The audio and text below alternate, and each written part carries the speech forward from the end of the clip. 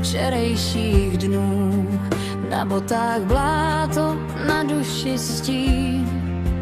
Každý v sobě schovává svůj dlouhej průvod ztrát a přísahá, že už se nenechá zmást.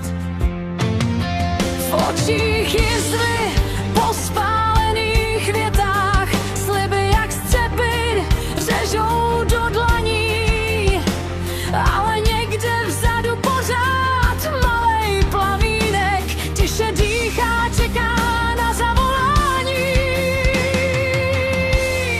Naději nesmíš nikomu brát, někdy je všechno, co můžeš mít, když se ti zdá, že není kam dál, ona tě učí zastoupí.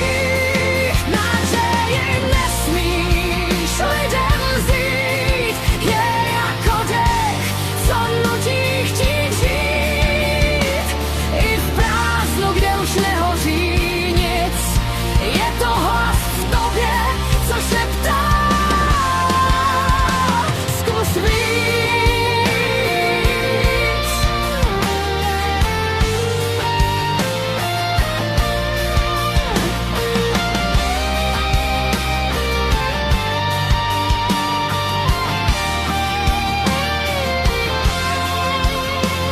Noci dlouhý, jak cizí peron, čekáš na vlak, co dávno nejezdí.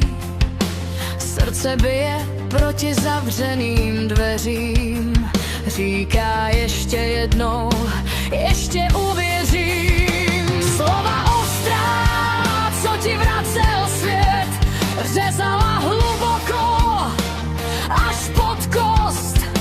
Přesto v každým pádu našla se i